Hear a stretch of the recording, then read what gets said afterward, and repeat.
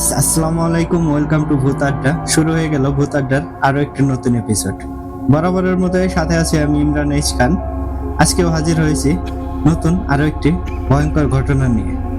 ঘটনায় যাওয়ার আগে আপনাদেরকে বলে দেই, আপনারা যদি আমাদেরকে ঘটনা পাঠাতে চান সেক্ষেত্রে কিন্তু আপনাদের কাছে দুটি ওয়ে আছে। প্রথমত, আপনারা আমাদেরকে সরাসরি হোয়াটসঅ্যাপে নক দিতে পারেন। হোয়াটসঅ্যাপ নাম্বারটি কমেন্ট বক্সে প্রিন্ট আপ করা আছে, অথবা ডেসক্রিপশন বক্স থেকেও নিয়ে নিতে পারেন। এখানে সরাসরি আপনাদের ভয়েস ক্লিপ অথবা ঘটনাটি লিখে পাঠিয়ে দিতে পারেন। এছাড়াও আপনারা আমাদেরকে মেল করতে পারেন bhutadda@gmail.com এই অ্যাড্রেসে bhotadda@gmail.com। তাহলে এখন আর কথা না বাড়ে সরাসরি মূল ঘটনায় চলে যাচ্ছি।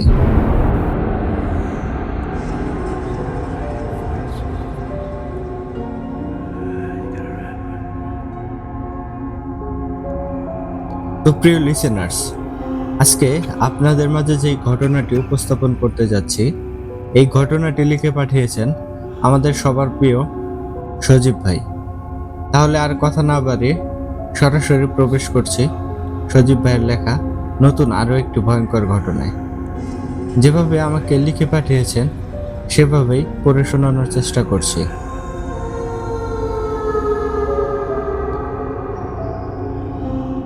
আসসালামু আলাইকুম প্রিয় ইমরান ভাই, আশা করি আল্লাহর রহমতে আপনি ভালো আছেন।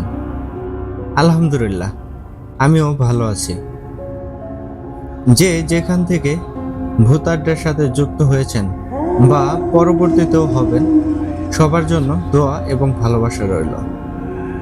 আমি মোহাম্মদ সজীব হোসাইন। আপনারা হয়তো অনেকেই আমাকে চিনে থাকবেন। আমি অন্য একটি প্ল্যাটফর্মে আব্বাস হুজুরের ঘটনার পাশাপাশি সংগ্রহ করা ঘটনা দিতাম। এখন থেকে শুধু ভূত আড্ডাতেই আমার ঘটনা শুনতে পাবেন। তো বরাবরের মতোই আবারও নতুন একটা ঘটনা নিয়ে আসলাম। আশা করি ঘটনাটা সবার কাছে অনেক ভালো লাগবে।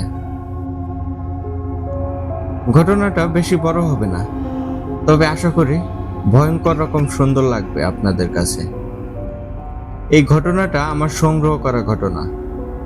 ঘটনাটা আমি যেভাবে পেয়েছি ঠিক সেভাবেই বলছি। আর এই ঘটনার প্রধান চরিত্র হলো বেলাল হুজুর এবং ইয়ামিন জিন। ঘটনাটা শুনলেই সবকিছু বুঝতে পারবেন। তাহলে চলুন ঘটনায় চলে যাই। বেলাল হুজুর একজন আল্লাহ ভীরু ও পরহেজগার মানুষ। তিনি একটা মাদ্রাসার মুহতামিমের দায়িত্ব পালন করেন। এই ঘটনাটা অনেক আগের ঘটনা। বেলাল হুজুর মারা গেছে, কিন্তু ইয়ামিন জিন হয়তো এখনো বেঁচে আছে। এই বেলাল হুজুরের অনেক ঘটনা আমি সংগ্রহ করে রেখেছি। ধীরে ধীরে সব ঘটনা আমি ভূত আড্ডাতে লিখে পাঠাবো। একদিন রাতের বেলায় বেলাল হুজুর স্বপ্নে দেখেন চারজন কালো অবয়ব তার বাড়ির চারপাশে ঘুরে বেড়াচ্ছে আর কিছু একটা গুনগুন করে পড়ছে। সেই চারটা অবয়ব তার বাড়ির চার কোনায় দাঁড়িয়ে মাটি খুঁড়ে কি যেন করছে। তারপর বেলাল হুজুরের ঘুমটা ভেঙে যায়। ঘুম ভেঙে যাওয়ার পর বেলাল হুজুর একটা বাজে দুর্গন্ধ পায়। সেই দুর্গন্ধে বেলাল হুজুরের বমি চলে আসে। বেলাল হুজুর বমি করে দেয়। কিছু সময় পর বেলাল হুজুর কিছুটা স্বাভাবিক হয়। তারপর সে স্বপ্নের কথা ভাবতে থাকে। কেন সে এমন স্বপ্ন দেখল, সেটার মানে কি বুঝতে পারছিল না। তবে এতটুকু বুঝতে পারছিল, হয়তো তার সাথে খারাপ কিছু হতে যাচ্ছে। বেলাল হুজুর বিছানা থেকে উঠে ফ্রেশ হয়। ওযু করে এসে জায়নামাজে দাঁড়িয়ে নামাজ পড়ার প্রস্তুতি নেয়। বেলাল হুজুর মাদ্রাসাতেই একটা রুমে একাই থাকতো। বেলাল হুজুর নামাজ শেষ করে জায়নামাজে বসে জিকির করতে থাকে। তারপর ফজরের আজানের সময় হলে তিনি নিজে আজান দেন এবং নিজেই নামাজের ইমামতি করেন। নামাজ শেষ করে বেলাল হুজুর তার একটা ছাত্র রহিমকে ডাক দেয়। এই রহিম হলো বেলাল হুজুরের সবচেয়ে প্রিয় ছাত্র। রহিম পড়ালেখায় যেমন ভালো, তেমনি তার আচার আচরণও খুব ভালো। রহিমের সাথে কিছু সময় কথা বলার পর বেলাল হুজুর রহিমকে বেলাল হুজুরের বাড়িতে পাঠায় খোঁজ খবর নিতে। রহিম বেলাল হুজুরের কথা মতো তার বাড়িতে যায় এবং খোঁজ খবর নিয়ে আসে। রহিম বেলাল হুজুরকে জানায় তার বাড়িতে সবকিছু ঠিকঠাক আছে, কোনো সমস্যা নেই। বেলাল হুজুরের বাড়িতে তার স্ত্রী এবং 3 মেয়ে থাকতো। মাঝে মাঝে ছুটি নিয়ে বেলাল হুজুর বাড়িতে যেতেন। বেলাল হুজুর রহিমের কথা শুনে একটু চিন্তামুক্ত হন, কিন্তু তারপরও তার মনের মধ্যে একটা অজানা ভয় কাজ করে। এমনভাবে সারাদিন কেটে যায়। রাতের বেলা খাওয়া শেষ করে বেলাল হুজুর তার মাদ্রাসার সকল ছাত্রদের ঘুমাতে বলে সে নিজেও ঘুমাতে চলে যায়। বেলাল হুজুর জায়নামাজে বসে আগের রাতের স্বপ্নের কথা ভাবতে থাকে। বেলাল হুজুর আমলে বসে যান। সেই আমল করে বেলাল হুজুর ইয়ামিন জিনকে ডাকেন। কিছু সময়ের মধ্যেই ইয়ামিন জিন চলে আসে। ইয়ামিন জিন বেলাল হুজুরকে সালাম দেয়। বেলাল হুজুর সালামের জবাব দেয়। তারপর ইয়ামিন জিন জানতে চায় বেলাল হুজুর কেন তাকে ডাকলো, কারণ খুব দরকার ছাড়া বেলাল হুজুর ইয়ামিন জিনকে কখনো ডাকেন না। বেলাল হুজুর ইয়ামিন জিনকে তার স্বপ্নের কথা জানায় আর একটু খোঁজ নিয়ে দেখতে বলে কেন কেন এই স্বপ্ন দেখলো বা সমস্যা হচ্ছে কিনা। ইয়ামিন জিন বেলাল হুজুরের কাছে একটু সময় চায়। তারপর ইয়ামিন জিন বেলাল হুজুরের কাছ থেকে চলে যায়। অল্প সময়ের মধ্যেই ইয়ামিন জিন চলে আসে। তারপর ইয়ামিন জিন বেলাল হুজুরকে ভয়ানক তথ্য দেয়, যা শুনে বেলাল হুজুর অনেক বেশি ভয় পায়। ইয়ামিন জিন বেলাল হুজুরকে জানায় বেলাল হুজুরের বাড়ির চারপাশে যে 4টা অবয়ব দেখেছিল তারা সাধারণ কিছু না, তারা অনেক শক্তিশালী জিন। তারা মারিচ জাতির জিন। তারা কালো জাদুতে অনেক বেশি পারদর্শী। তারা সহজে মানুষের ক্ষতি করে না। সেই জিনদের নাম শুনলেই অনেক জিন ভয়ে তাদের এলাকা ছেড়ে পালিয়ে যায়। কিন্তু তারা কেন বেলাল হুজুরের পিছনে পড়ল, এই তথ্য ইয়ামিন জিন দিতে পারেনি। ইয়ামিন জিন এই তথ্য দিতে না পারলেও বেলাল হুজুর বুঝে গিয়েছিল কেন সেই 4 জন মারিচ জিন বেলাল হুজুরের পিছনে লাগছে। বেলাল হুজুরের ভয়ে গলা শুকিয়ে যায়। বেলাল হুজুর একটু পানি পান করেন। তারপর ইয়ামিন জিনকে সেই 4 জন মারিচ জিনের বিষয়ে তথ্য সংগ্রহ করতে বলে। ইয়ামিন জিন একদিন সময় চায়। তারপর ইয়ামিন জিন বেলাল হুজুরকে সালাম দিয়ে চলে যায়। তখন বেলাল হুজুর বিছানায় বসে বসে অনেক কিছু ভাবতে থাকে, কিভাবে এই সমস্যা থেকে মুক্তি পাওয়া যায়। বেলাল হুজুর 2 রাকাত নফল নামাজ আদায় করে, তারপর কোরআন তেলাওয়াত করে। এমন সময় বেলাল হুজুর শুনতে পায় বাইরে কেউ একজন তাকে ডাকছে। বেলাল হুজুর কোরআন তেলাওয়াত বন্ধ করে ঘরের বাইরে বের হয়, কিন্তু তিনি কাউকে দেখতে পান না। বেলাল হুজুরের মনের ভুল ভেবে ঘরের ভিতরে আবারও চলে আসেন। একটু পর আবার তিনি ডাক শুনতে পান, কিন্তু এবার ডাকটা ছিল অন্যরকম। সেটা খুবই ভয়ানক একটা কণ্ঠস্বর ছিল। বেলাল হুজুর ভয় না পেয়ে কোরআন শরীফ বুকে নিয়ে সাহস করে ঘর থেকে বের হয় কে ডাকছে সেটা দেখার জন্য। ঘর থেকে বের হয়েই বেলাল হুজুর চমকে যান, কারণ বেলাল হুজুর দেখতে পায় মাদ্রাসার মাঠে 4টা বিশাল বড় ভয়ঙ্কর প্রাণী দাঁড়িয়ে আছে। তাদের শরীরটা বিশাল, পুরো শরীরে কাটা কাটা দাগ আর মুখেও অনেক বড় বড় দাঁত। মাথাটা নাম না জানা একটা প্রাণীর মতো। 4 জনেই দেখতে খুবই বিভৎস এবং ভয়ঙ্কর। বেলাল হুজুর এক পলক দেখেই চোখ বন্ধ করে দোয়া পড়তে থাকে। হঠাৎ করে সেই 4 জনের মধ্যে একজন বেলাল হুজুরকে উদ্দেশ্য করে বলে, বেলাল, তুই অনেক বড় ভুল করেছিস। তুই আমাদের শক্তি সম্পর্কে জেনেও তুই আমাদের ভাইকে হত্যা করেছিস। আমরা আমাদের ভাইয়ের হত্যার প্রতিশোধ নেব। তোকে সহ তোর পুরো পরিবারকে আমরা শেষ করে দেব। তুই আমাদের কিচ্ছুই করতে পারবি না। কথাগুলো বলে বিকট একটা হাসি দেয়। কথাগুলো শুনে বেলাল হুজুরের শরীর ভয়ে কাঁপতে থাকে। সেই সময় তার স্ত্রী ও 3 মেয়ের কথা মনে হয়। বেলাল হুজুর দেখে সেই 4 জন আর নেই। বেলাল হুজুর ঘরে ঢুকেই পানি খায়। ভয়ে বেলাল হুজুর পুরো শরীর ঘেমে ভিজে যাচ্ছিল। বেলাল হুজুর রহিম সহ তার কয়েকজন ছাত্রকে নিয়ে তখনই বাড়ির উদ্দেশ্যে রওনা দেয়, কারণ সেই 4 জন জিন যে কোনো সময় তার পরিবারের ক্ষতি করতে পারে। মাদ্রাসা থেকে বেলাল হুজুরের বাড়ি প্রায় পায়ে হাঁটা 40 মিনিটের রাস্তা হবে, তবে গ্রামের ভেতর আর মাঠের মধ্যে দিয়ে গেলে একটু কম সময় লাগে। তো বেলাল হুজুর ও তার ছাত্ররা গ্রামের ভেতরে মাঠের মধ্য দিয়ে যাওয়ার সিদ্ধান্ত নেয়। বেলাল হুজুর যাদেরকে সাথে নিয়ে যাচ্ছিল তারা সবাই ছিল হাফেজ ও সাহসী, আর বেলাল হুজুর সাথে থাকায় তার ছাত্ররাও তেমন ভয় পায় না। এমনভাবে কিছু দূর যাওয়ার পর তারা গ্রাম পার হয়ে একটা মাঠের কাছে চলে আসে। এই মাঠ পার হলেই বেলাল হুজুরের গ্রাম। মাঠটি পার হতে 10 মিনিটের মতো সময় লাগবে, আর মাঠের আশেপাশে কোনো বাড়ি ঘরও নাই। সে সময় চাঁদের আলোয় পুরো মাঠ দেখা যাচ্ছিল। বেলাল হুজুর ও তার ছাত্ররা মাঠের মধ্য দিয়েই হাঁটতে থাকে। এতটা সময় তাদের সাথে কোনো সমস্যা হয়নি, কিন্তু তারা সবাই যখন মাঠের মাঝামাঝি চলে আসে তখন হঠাৎ করেই চারিপাশটা অন্ধকার হয়ে যায়। হঠাৎ করেই এমন অন্ধকার হয়ে যাওয়ায় ছাত্ররা অনেক বেশি ভয় পেয়ে যায়। চাঁদের আলোয় একটু আগেও সবকিছু দেখা যাচ্ছিল, কিন্তু এখন চারদিকে পুরোপুরি অন্ধকার, কিচ্ছু দেখা যাচ্ছে না। ছাত্ররা তো ভয়ে একজন আরেকজনকে জড়িয়ে ধরে আর জোরে জোরে দোয়া পড়তে থাকে। বেলাল হুজুর বুঝতে পারে তারা বিপদে পড়ে গেছে। বেলাল হুজুর সাহস না হারিয়ে দোয়া পড়তে থাকে। এর মাঝেই হঠাৎ করে চারপাশে ঝড় শুরু হয়ে যায়।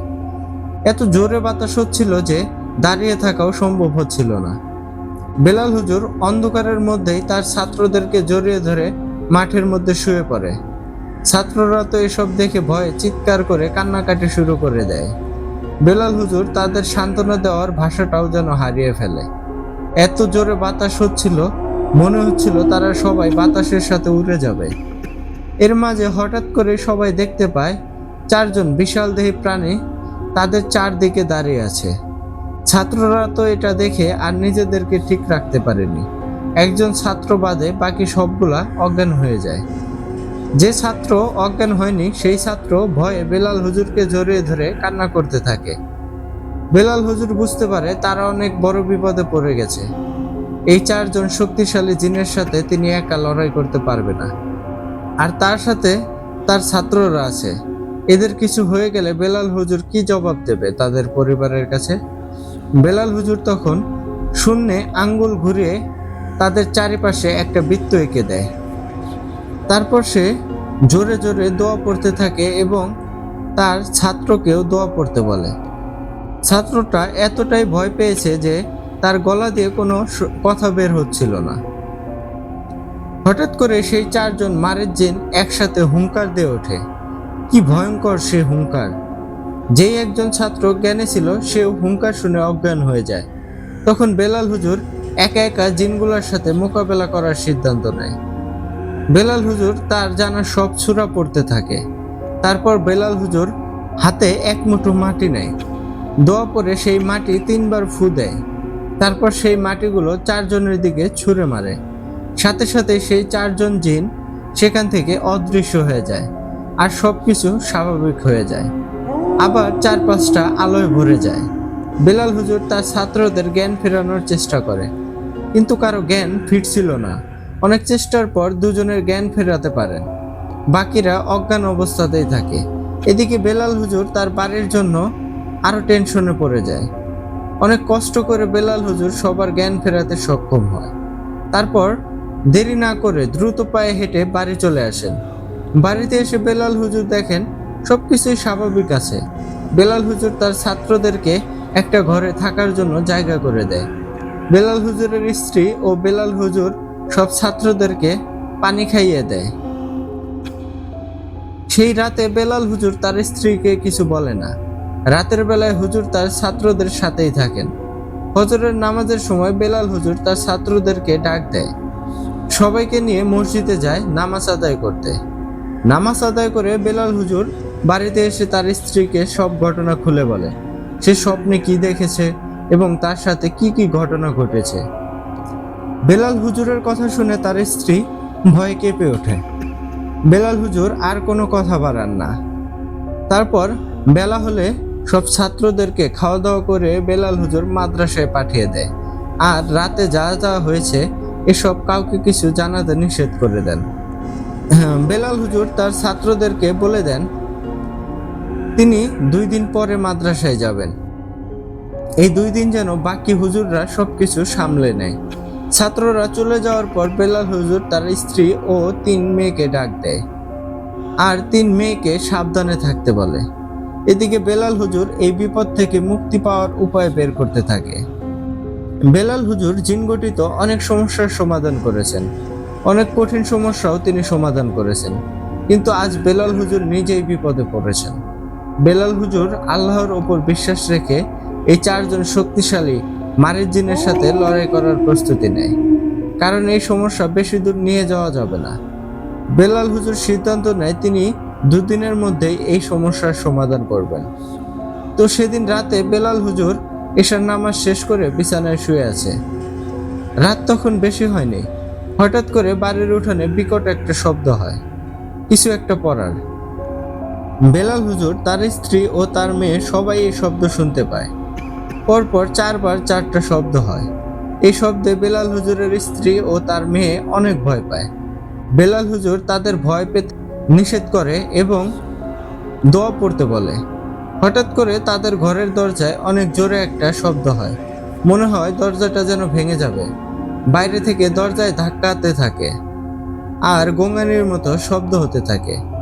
বেলাল হুজুরের স্ত্রী ও তার মেয়েরা ভয়ে চিৎকার করতে থাকে। এর মাঝে শুরু হয় বাড়ির চারপাশে ভয়ঙ্কর আওয়াজ। আশ্চর্যের বিষয় হলো, এত জোরে জোরে ভয়ঙ্কর আওয়াজ হচ্ছে, কিন্তু তার পাশের বাড়ির কেউ মনে হয় না এসব শুনতে পাচ্ছে। বেলাল হুজুরের স্ত্রী চিৎকার করে পাশের বাড়ির মানুষদেরকে ডাকতে থাকে, কিন্তু মনে হচ্ছে কেউ তার চিৎকার শুনতেই পাচ্ছে না। এর মাঝেই হঠাৎ করে ভয়ঙ্কর কণ্ঠ বলে ওঠে, বেলাল, আজকেই তোদের শেষ দিন। আজ তোদের সবাইকে এইখানেই হত্যা করব। তোদের হত্যা করে আমার ভাইয়ের প্রতিশোধ নেব। তোরা কেউ আজ বাঁচতে পারবি না বেলাল।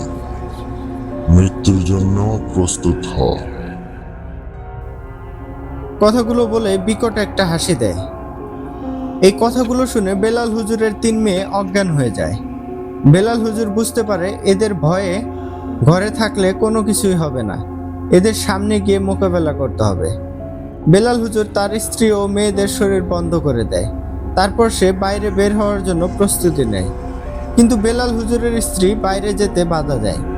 বেলাল হুজুর তার স্ত্রীর কথা না শুনে ঘর থেকে বের হয়ে যায়, বাইরে থেকে ঘরের দরজা লাগিয়ে দেয়। তারপর দোয়া পড়ে ঘরের দরজার বাইরে একটা লম্বা দাগ টেনে দেয়। বেলাল হুজুর বাইরে বের হয়ে দেখে সেই 4 জন জিন তার বাড়ির উঠানে শূন্যে ভেসে আছে। আজকে তাদের 4 জনকে আরো ভয়ঙ্কর দেখাচ্ছে। 4 জনের চোখ থেকে মনে হচ্ছে আগুন বের হচ্ছে। বেলাল হুজুর চারপাশে তাকিয়ে দেখে চারপাশটা কেমন অন্ধকার। বেলাল হুজুর জোরে জোরে দোয়া পড়তে পড়তে সামনের দিকে এগিয়ে যায়। বেলাল হুজুর অনেক আমল করতেন আর তিনি আধ্যাত্মিক অনেক কিছুই জানতেন। বেলাল হুজুর উঠোনের এক কোণায় গিয়ে দাঁড়ায়। তারপর তিনি সেখানে 3টি বৃত্ত আঁকে। একটা বৃত্তের ভিতর বেলাল হুজুর দাঁড়িয়ে থাকে আর 2টা বৃত্ত খালি রাখে। বেলাল হুজুর জোরে জোরে দোয়া পড়তে থাকে। দোয়া পড়ার কিছু সময় পর হঠাৎ করেই সেই 4 জনের একজন ধোয়ার মতো হয়ে একটা বৃত্তের ভিতর চলে আসে। বাকি 3 জন চিৎকার করতে থাকে। সেই 3 জনের চিৎকার শুনে বেলাল হুজুর দোয়া পড়া বাড়িয়ে দেয়, আরো জোরে জোরে দোয়া পড়তে থাকে।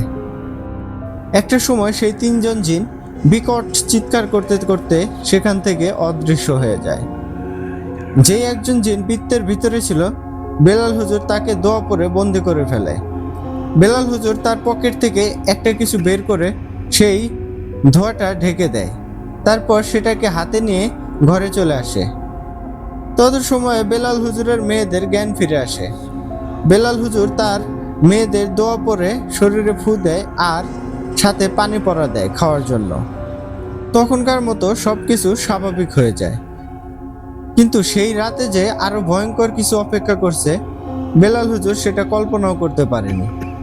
বেলাল হুজুর তার স্ত্রীকে তার মেয়েদের সাথে থাকতে বলে তিনি একা একা একটা ঘরে থাকেন। বেলাল হুজুর না ঘুমিয়ে বসে বসে কুরআন তেলাওয়াত করছিলেন। তখন আনুমানিক মধ্যরাত হবে। হঠাৎ করেই আবার সেই বিকট শব্দ শুনতে পায় বেলাল হুজুর। সেই সাথে বেলাল হুজুরের স্ত্রীও চিৎকার করে ওঠে। বেলাল হুজুর স্ত্রীর চিৎকার শুনে তার স্ত্রীর কাছে যায়, আর সেখানে গিয়ে বেলাল হুজুর যা দেখে সেটা সে কোনোদিন বাবা হিসেবে কল্পনাও করতে পারেনি। সে যেই দৃশ্য দেখতে পেল সেটা কোনো বাবাই দেখে নিজেকে ঠিক রাখতে পারবে না। বেলাল হুজুর দেখে তার স্ত্রী অজ্ঞান হয়ে মাটিতে পড়ে আছে, আর তার ছোট মেয়ের শরীর মাটিতে পড়ে আছে। তার বাকি দুই মেয়েও অজ্ঞান হয়ে আছে। বেলাল হুজুরের ছোট মেয়ের শরীর পুরোপুরি মোচড়ানো অবস্থায় ছিল। মনে হচ্ছে কেউ তাকে ধরে তার শরীরটা মুচড়িয়ে ভেঙে ফেলছে। বেলাল হুজুর এই দৃশ্য দেখে মাটিতে বসে পড়ে। তার মেয়ের দেহটা নিজেই কোলে তুলে নেয়। মেয়ের এমন করুণ মৃত্যু বেলাল হুজুর মেনে নিতে পারছিল না। বেলাল হুজুর তার মেয়ের লাশটা বুকে জড়িয়ে ধরে কান্না করে। আহ, কি মর্মান্তিক সেই দৃশ্য! একটা বাবার কাছে কতটা কষ্টের হতে পারে মেয়ের এমন করুণ মৃত্যু। বেলাল হুজুর মেয়েকে বুকে জড়িয়ে ধরে চিৎকার করে কান্না করতে থাকে। তার চিৎকারে আকাশ বাতাস যেন ভারী হয়ে যাচ্ছিল। বেলাল হুজুরের চিৎকার শুনে তার পাশের বাড়ি থেকে মানুষজন চলে আসে। পাশের বাড়ি থেকে মানুষ এসে এই দৃশ্য দেখে তারাও ভয়ে আর কষ্টে কান্না করে দেয়। বেলাল হুজুর তার মেয়ের লাশটা বিছানায় শুইয়ে দেয়। রাতের বেলায় গ্রামে বিষয়টি জানাজানি হয়ে যায়। গ্রামের সবাই বেলাল হুজুরের বাড়িতে চলে আসে। পুরো গ্রামের মানুষের মাঝে শোকের ছায়া নেমে আসে। এদিকে বেলাল হুজুরের স্ত্রী ও তার দুই মেয়ের জ্ঞান ফেরে। তারা এই দৃশ্য দেখে কান্না করতে করতে আবারও অজ্ঞান হয়ে যায়। এমনভাবে সকাল হয়ে যায়। সকালবেলাতেই বেলাল হুজুর তার মেয়ের দাফনের ব্যবস্থা করে। বেলাল হুজুর নিজে তার মেয়ের জানাজা পড়ান। মেয়েকে কবর দিয়ে বেলাল হুজুর বাড়ি চলে আসে। পুরো বাড়ি জুড়ে শোকের ছায়া নেমে আসে। বাড়িতে আসতেই বেলাল হুজুরের দুই মেয়ে বেলাল হুজুরকে জড়িয়ে ধরে কান্না করতে থাকে। বেলাল হুজুর নিজের মনকে শক্ত করে মেয়েদেরকে সান্ত্বনা দেয়। বেলাল হুজুর মনে মনে প্রতিজ্ঞা করে আজ রাতেই সে ওই তিনজনের একটা ব্যবস্থা করবে। বেলাল হুজুর রাতের জন্য অপেক্ষা করতে থাকে। সেই রাতে বেলাল হুজুর তার স্ত্রী ও দুই মেয়েকে অন্য একজনের বাড়িতে পাঠিয়ে দেন, আর সবাইকে বলে দেয় রাতে যা কিছুই হয়ে যাক কেউ যেন এই বাড়িতে প্রবেশ না করে। ফজরের আজান দিলে তারপর যেন বাড়িতে ঢোকে। তো বেলাল হুজুর রাতের বেলায় তার ঘরে বসে ইয়ামিন জিনকে ডাকে। ইয়ামিন জিন আসলে বেলাল হুজুর সবকিছু ইয়ামিন জিনকে বলে। ইয়ামিন জিনও সবকিছু শুনে কষ্ট পায় এবং বেলাল হুজুরের মেয়ের করুণ মৃত্যুর জন্য অনুতাপ প্রকাশ করে। বেলাল হুজুর ইয়ামিন জিনকে তার সাথে থাকতে বলে, কিন্তু ইয়ামিন জিন জানায় তার একার পক্ষে সেই তিনজনের সাথে লড়াই করা সম্ভব না। ইয়ামিন জিন তার গোত্রের সর্দারের অনুমতি নিয়ে কয়েকজন শক্তিশালী জিনকে নিয়ে আসবে বলে। বেলাল হুজুর তাতেই রাজি হয়। ইয়ামিন জিন তখনই সেখান থেকে চলে যায়। ইয়ামিন জিন তার গোত্রের সর্দারকে বেলাল হুজুরের কথা বলে এবং সেই চারজন মারিদ জিনের কথাও বলে। বেলাল হুজুরের মেয়েকে নৃশংসভাবে সেই জিনগুলো হত্যা করেছে সেটাও বলে। সব শুনে সেই জিনের সর্দার নিজেই সাহায্য করতে চায়। সর্দার ইয়ামিনকে জানায় সে যেন বেলাল হুজুরকে তিনজন মারিদ জিনকে হাজির করতে বলে, তারপর বাকিটা সে নিজেই করবে। ইয়ামিন জিন খুশি হয়ে বেলাল হুজুরের কাছে আসে। বেলাল হুজুরকে জানায় তাদের সর্দার নিজেই সাহায্য করবে। তারপর বেলাল হুজুর আমল করে সেই তিনজন মারিদ জিনকে হাজির করে। অনেক সময় পর সেই তিনজন হাজির হয়। সেই তিনজন জিন হাজির হওয়ার সাথে সাথে বেলাল হুজুরের ঘরের মধ্যে অদৃশ্য কিছুর সাথে মারামারি করার শব্দ শুনতে পায়। ঘরের এক কোণা থেকে অন্য কোণায় পুরো ঘর জুড়ে মারামারি ধস্তাধস্তি হতে থাকে। মনে হচ্ছে পুরো ঘর এখনই ভেঙে পড়বে। বেলাল হুজুর শুধু আওয়াজ শুনতে পাচ্ছিল, কিন্তু কিছু দেখতে পাচ্ছিল না।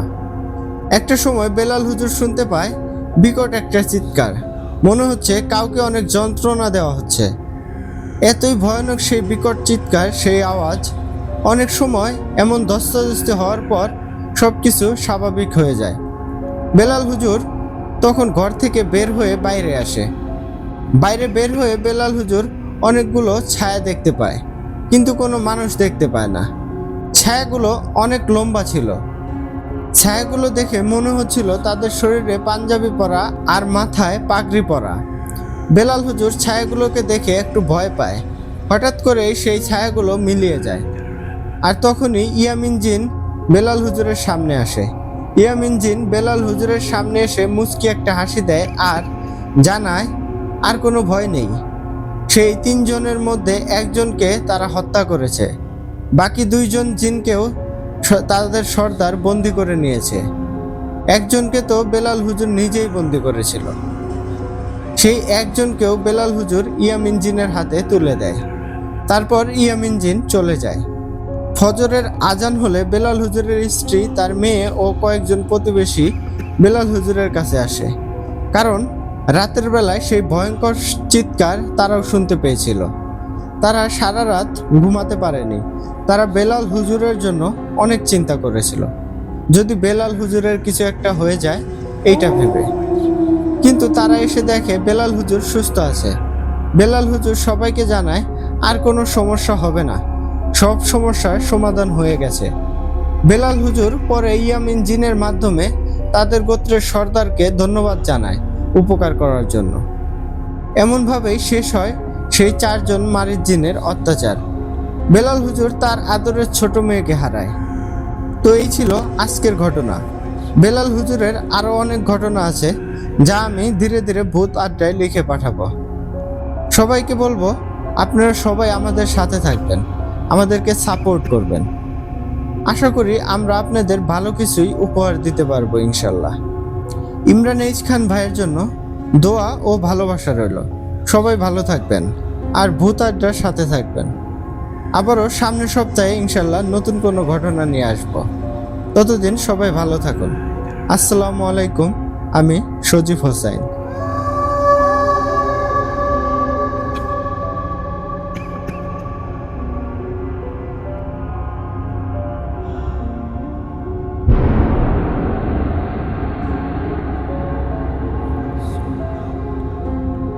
ওয়ালাইকুম আসসালাম সজীব ভাই, কি ঘটনা শুনাইলেন ভাই, পুরাই মাথা নষ্ট। এই বেলাল হুজুরের কিন্তু আরো ঘটনা চাই ভাই। এখন থেকে ঠিক করছি প্রতি শনিবার কিন্তু ভাই আপনার ঘটনা লাগবেই লাগবে, মাস্ট বি। তো ভাই ঘটনাটা লেখা শুরু করে দেন, আর লেট করেন না।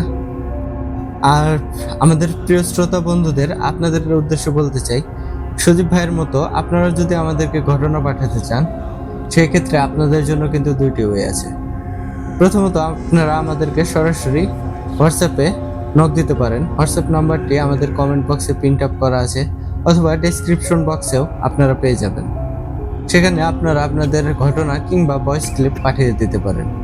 এছাড়াও আপনারা আমাদেরকে ইমেইলের মাধ্যমে ঘটনা পাঠাতে পারেন। ইমেল অ্যাড্রেসটি হচ্ছে bhuthadda@gmail.com।